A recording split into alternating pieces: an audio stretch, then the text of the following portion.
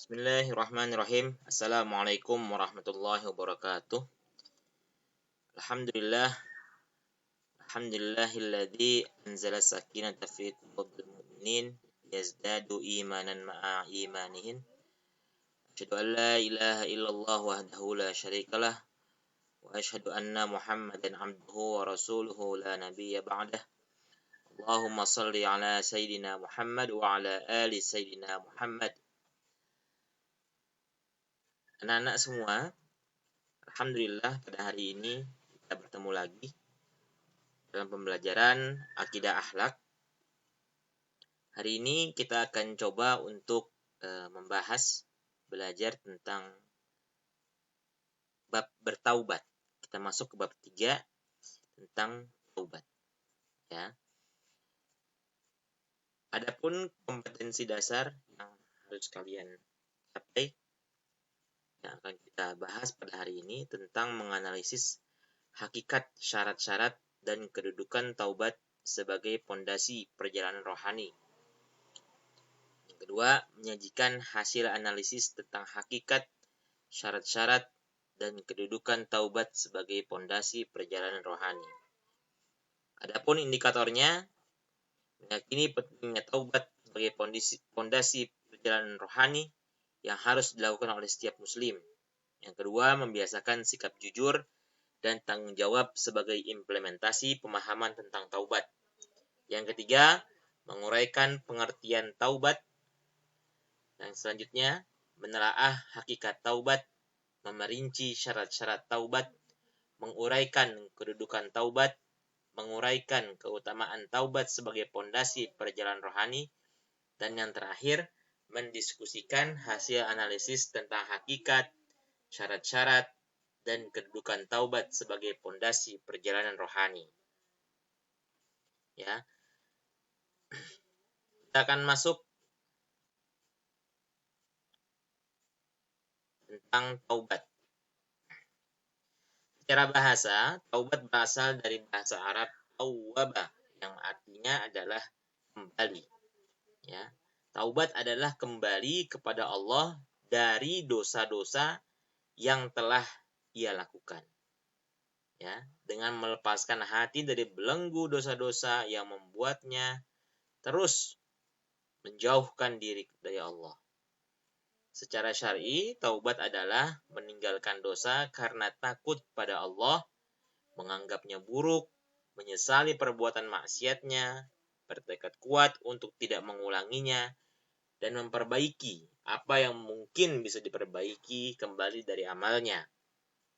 Ya, jadi taubat itu meninggalkan dosa-dosa ya, dan bertekad kuat untuk tidak mengulanginya dan memperbaiki ya, apa-apa yang kemarin, yang dahulunya sudah pernah ia perbuat dengan amal-amal yang baik. Hakikat taubat yaitu perasaan hati yang menyesali perbuatan maksiat yang sudah terjadi, lalu mengarahkan hatinya kepada Allah pada sisa usianya, serta menahan diri dari godaan-godaan dosa. Melakukan amal saleh dan meninggalkan larangan adalah wujud nyata dari taubat. Mengucapkan istighfar juga merupakan salah satu wujud perbuatan awal bertaubat. Ingat ya, hanya perbuatan awal. Dengan mengucapkan istighfar. Astaghfirullahaladzim. Seseorang dianggap bertaubat jika ia kembali kepada Allah dan melepaskan diri dari belenggu yang terus-menerus membuat mereka melakukan dosa. Ya, tanamkan makna taubat dalam hati sebelum diucapkan secara lisan. Ya, jadi istighfarnya itu tidak hanya istighfar secara lisan, ya, tapi juga harus dibarengi dengan istighfar dalam hati. Ya. Astaghfirullahaladzim. Hatinya beristighfar, lisannya beristighfar, jiwa raganya beristighfar. Bahkan yang bagus lagi ada yang namanya doa Sayyidul Istighfar. Ya. Allahumma anta rabbi la ilaha illa anta khalaqtani wa ana abduka wa ana ala ahdika wa wa'dika mastata'tu. A'udzu bika min syarri ma sana'tu.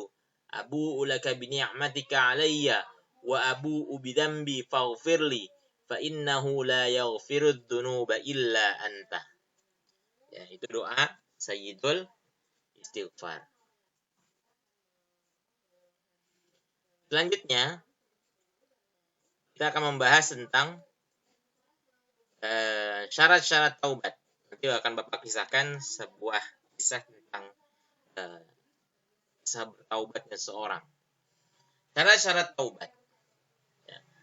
Taubat wajib dilakukan dengan sesegera mungkin oleh seorang muslim. Tidak boleh ditunda, karena kita tidak tahu ajal kapan menjemput kita. Kita tidak ada yang menyangka, kita tidak ada yang mengetahui kapan kita dipanggil oleh Allah Subhanahu wa taala. Ya, jadi jangan sampai kita wafat dalam keadaan belum bertaubat. Imam Ibnul Qayyim radhiyallahu an berkata, sesungguhnya segera bertaubatlah kepada Allah dari perbuatan dosa. Hukumnya adalah wajib dilakukan dengan segera dan tidak boleh ditunda. Ya. Syarat-syarat taubat secara terperinci adalah sebagai berikut. Yang pertama Islam, karena orang kafir tidak diampuni dosanya sebelum masuk Islam. Yang kedua, menyesali dosa-dosanya.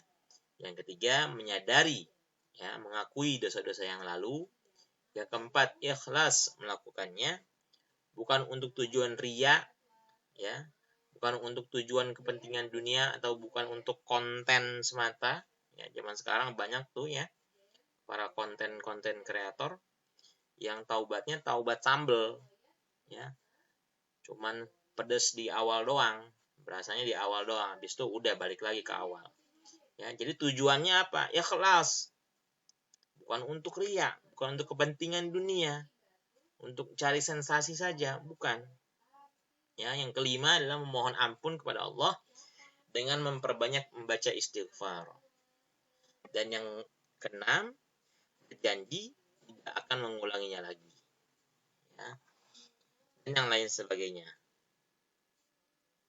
Jadi bertaubat ini sampai nafas terakhir di tenggorokan atau sebelum matahari terbit dari barat, istilahnya sebelum datangnya hari akhir, sebelum datangnya kiamat, itu taubatlah.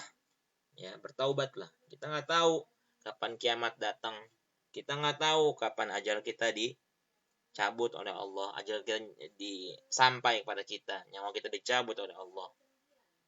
Ya, memperbanyak istighfar sebagaimana Rasulullah tiap hari bertaubat, membaca istighfar 100 kali dan rajin salat taubat. Rasulullah Shallallahu Alaihi Wasallam, ya, yang sudah dijamin masuk surga, masih terus memperbanyak istighfar, ya, tiap hari bertaubat kepada Allah Subhanahu Wa Taala. Bagaimana dengan diri kita yang tidak ada jaminan sama sekali?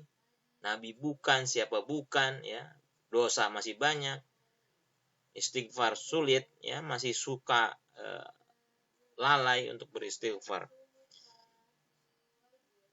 Yang selanjutnya yang terakhir, jika perbuatan dosa itu ada hubungannya dengan orang lain, maka di samping syarat tersebut di atas ditambah satu syarat lagi, ya, yaitu harus ada pernyataan bebas dari hak kawan yang dirugikan. Ya, jadi harus minta maaf kepada teman yang pernah dirugikan oleh kita. Ya, jika berupa harta pernah diambil atau bagaimana, dikembalikan lagi hartanya. Ya. Adapun menurut Syekh Abdul Qadir Jailani, syarat taubat itu intinya adalah 3. Yang pertama menyesali, yang kedua meninggalkan kesalahan, yang ketiga berjanji tidak mengulangi. Ya. Itu menurut Syekh Abdul Qadir Jailani. Yang keempat, kedudukan taubat menurut Ibnu Qayyim adalah kedudukan yang pertama, pertengahan, dan terakhir. Hamba yang meniti jalan menuju Rabb-nya tidak akan menjauh dan segala menetapinya sampai mati. Jadi taubat adalah langkah awal dan langkah akhir seorang hamba. Kebutuhan dirinya terhadap taubat di akhir perjalanan sangatlah diperlukan. Sebagaimana halnya kebutuhan di awal perjalanan juga sangat besar. Ya. A'udzubillahi minasyaitonirrajim. Bismillahirrahmanirrahim. Wa tubu ilallahi jami'an ayyuhal mu'minuna la'allakum tuflihun. Taubatlah kalian kepada Allah, wahai orang-orang beriman, supaya kamu menjadi orang-orang yang beruntung. Oke. Lanjut ya, keutamaan taubat. Orang-orang yang benar-benar bahagia adalah yang menjadikan taubat sebagai sahabat dekatnya dalam perjalanan menuju Allah Subhanahu wa taala dan menuju ke akhirat kelak. Sedangkan orang yang binasa adalah menelantarkan dan mencampakkan taubat di belakang punggungnya. Ya. Beberapa keutamaan taubat, ya, ini banyak ya, Bapak juga akan sampaikan. Yang pertama adalah taubat adalah sebab untuk meraih kecintaan Allah Subhanahu wa taala. Innallaha a'udzubillahi minasyaitonir rajim. Innallaha yuhibbut tawwabina wa yuhibbul mutatahhirin. Sesungguhnya Allah menyukai, mencintai orang yang bertaubat dan mencintai orang yang mensucikan diri. Ya, jadi orang yang taubat orang yang disayang Allah, orang yang dicintai Allah. Yang mau dicintai Allah, ya taubat segera mungkin, ya.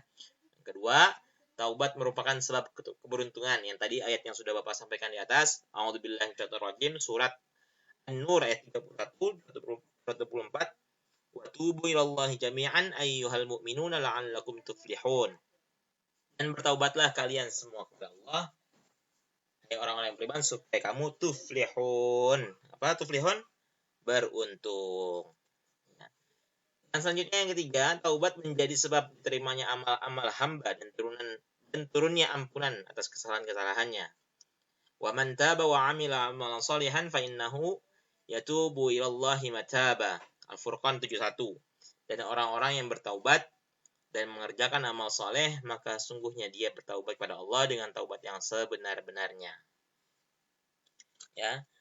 Selanjutnya dijamin masuk surga. Ya. Ada di surat, di sini nggak disebutkan nih. Ya, Bapak akan sampaikan yang ayat yang berkenaan dengan taubat, orang yang bertaubat itu dijamin masuk surga, ada di surat Maryam. Ya. Surat Maryam ayat ke-60. Ya. Bapak akan bacakan, disimak baik-baik. A'udzubillahi minasyaitonirrajim. Bismillahirrahmanirrahim. Illa man taba wa amana wa amila salihan faulaika yadkhulunal jannah wa la yuzlamuna syai'a.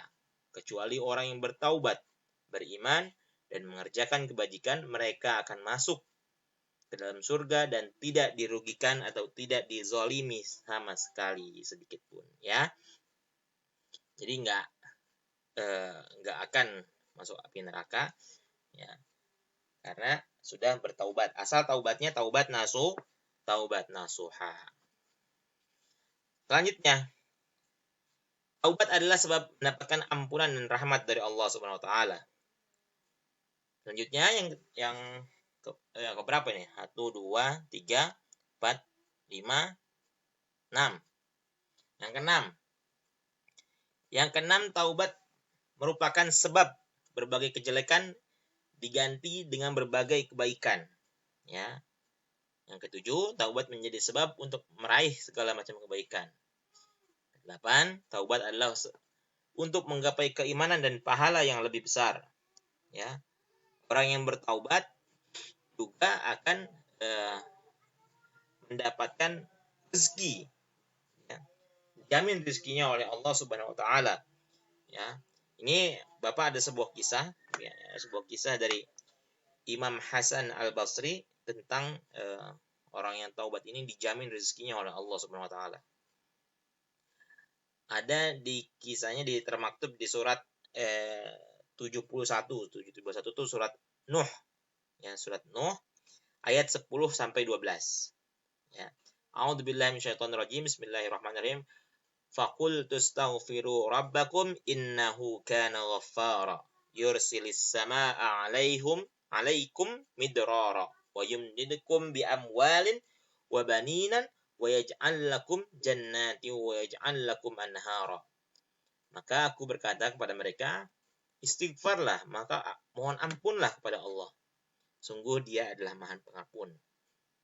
Niscaya Dia akan menurunkan hujan yang lebat dari langit kepadamu, dan Dia memperbanyak harta dan anak-anakmu, dan mengadakan kebun-kebun untukmu, dan mengadakan sungai-sungai untukmu. Ya, jadi yang pengen rezekinya diperbanyak oleh Allah, ya, banyak-banyak istighfar, banyak-banyak bertaubat, ya. Imam Hasan Al-Basri nih kisahnya. adalah seorang tokoh sufi yang pernah hidup di masa awal Khilafah Umayyah. Ya, jadi ada sebuah kisah beliau pernah bertemu, ya, pernah bertemu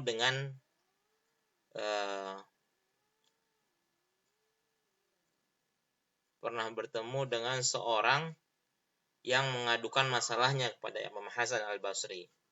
Ya, Imam Hasan Al-Basri ini terkenal dengan kezuhudannya dan kesederhanaannya.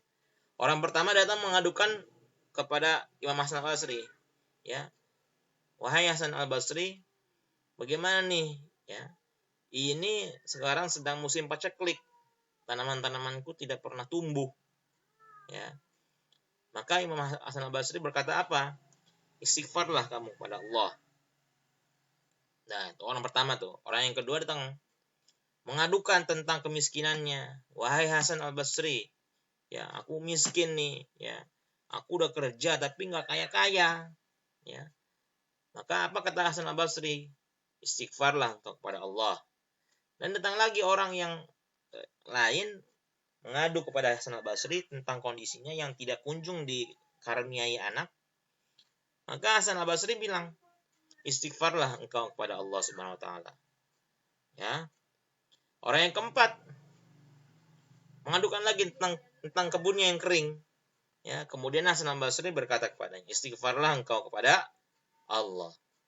Semua keluhan dan masalah yang diadukan kepada Hasan Al-Basri dijawab sama Hasan Al-Basri, istighfarlah engkau kepada Allah. Ya. Nah, terus melihat hal tersebut, istrinya Hasan Al-Basri, ya, tanya kepada beliau, bagaimana kok dijawabnya semuanya dengan istighfar? Akhirnya Hasan Al-Basri bilang, aku hanya menyampaikan apa yang disampaikan oleh Allah Subhanahu wa taala yang termaktub dalam surat Nuh ayat 10 sampai 12 yang tadi sudah Bapak sampaikan. Ya, jadi perbanyak istighfar, ya, perbanyak istighfar itu bisa menjamin rezeki kita. Ya, asal istighfarnya itu dengan sungguh-sungguh, ya, tidak hanya istighfar dari mulut saja, tapi harus dibarengi dengan istighfar dari perbuatan, istighfar dari hati, ya, istighfar dari pikiran-pikiran yang macam-macam, ya. Jadi itu. Selanjutnya, taubat akan memotivasi seorang untuk amar ma'ruf nahi mungkar, beramal soleh, hidup jujur, disiplin, dan tanggung jawab. Ya, jadi kalau sudah kita bertaubat akan lebih memotivasi diri kita untuk terus beramal ma'ruf nahi munkar, ya, untuk beramal soleh, untuk menggantikan perbuatan-perbuatan kita sebelumnya. Ya, kalian pernah dengar, coba perhatikan kisahnya Umar bin Khattab radhiyallahu anhu. Bagaimana bengisnya Umar pada zaman jahiliyahnya, berapa ratus orang yang sudah dibunuh oleh Umar, ya. Tapi ketika beliau masuk Islam, beliau bertaubat, ya. Beliau memeluk agama Islam. Kita lihat Islam begitu luar biasa, ya. Umar begitu menunjukkan bahwa dirinya itu adalah orang yang baru, ya, menjadi orang yang baru, bertaubat, ya, karena ingin menghapuskan dosa-dosa yang sebelumnya, berusaha untuk menggantikan semua dosa yang pernah dia lakukan sebelum dia bertaubat, sebelum masuk Islam, dengan membela agama Islam. Dan pada saat itu Umar diberikan julukan oleh Nabi, yaitu Al-Faruq atau Al-Furqan, yang artinya pembeda. Islam menjadi beda, menjadi lebih terang-terangan untuk berdakwah ketika Umar bin Khattab sudah memeluk agama Islam. Ya, Bapak kira itu cukup untuk pertemuan hari ini, ya.